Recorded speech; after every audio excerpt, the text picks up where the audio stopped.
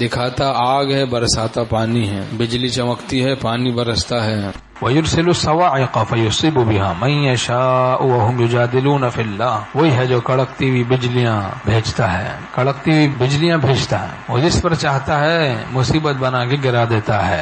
وَهُمْ يُجَادِلُونَ فِي اللَّهِ، اور یہ اسی اللہ کے بارے میں بحثیں کر رہے ہیں، باتیں بنا رہے ہیں، جس کی یہ شان ہے وہ کڑکتی ہوئی بجلیاں بھیجتا ہے، جس پر چاہتا ہے مصیبت بنا کے گرا دیتا ہے. وَيُسَبِّحُ الرَّعْدُ بِحَمْدِهِ وَالْمَلَائِكَةُ مِنْ خِيفَتِهِ، اور بادلوں کی گرج جو اس کی تسبیح کرتی ہے اس کی حمد کے ساتھ. حق تعالیٰ فرماتے ہیں اور فرشتے اس کے خوف سے اس کی تسبیح میں مشغول رہتے ہیں، فرشتے بھی ڈرتے رہتے ہیں ان سے. حضرت کعب رضی اللہ عنہ فرماتے ہیں ایک موقع پر حضرت عمر فاروق رضی اللہ عنہ اور بھی صحابہ رضی اللہ عنہم تھے، بجلی چمکنے لگی، بارش ہونے لگی، تو حضرت کعب رضی اللہ عنہ نے فرمایا کہ جو 3 دفعہ اس طرح سے خدا کی پاکی بیان کرے گا تو اللہ تعالیٰ اس کو مامون محفوظ رکھے گا. سبحان من یسبح الرعد بحمدہ والملائکۃ من خیفتہ، پاک ہے وہ ذات جس کی تسبیح رعد کرتا ہے اس کی حمد کے ساتھ، بادل کی گرج جس کی تسبیح کرتی ہے اس کی حمد کے ساتھ، اور فرشتے اس کے خوف سے اس کی پاکی بیان کرنے میں مشغول رہتے ہیں. سبحان من یسبح الرعد بحمدہ والملائکۃ من خیفتہ،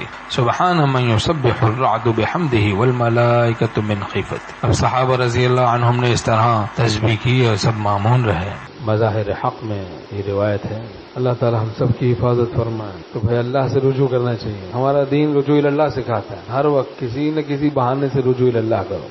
ہم سوات جاتے ہیں، وہاں ایسے علاقوں میں وہاں خوب بارشیں ہوتی ہیں تو وہاں بھی مزے لیتے رہیں، اللہ کی یاد میں لگے رہیں، اللہ کی یاد میں لگے رہنا ہے. بہانے سے ان کو یاد کرنا ہے. جب بادل آ جائیں، پھر جب بادل گر آئے تب آپ بہت یاد آئے. اور بارش ہو گئی، بارش میں بھی دعا مقبول ہوتی، دل کی حالت بدلنے لگی موسم کو دیکھ کے تب بھی خدا یاد آئے. پھر دھوپ آ جائے تب بھی خدا یاد آئے، دھوپ چلی جائے پھر خدا یاد آئے. ہاں، بہانے سے اللہ کو یاد کرنا. دن آ جائے، رات آ جائے، سب یہ خالق کائنات نظام کائنات کو چلا رہا ہے. الا لہ الخلق والامر، اسی کا کام ہے پیدا کرنا، اسی کا حکم چلتا ہے، جس کی کھائیں اسی کی گائیں.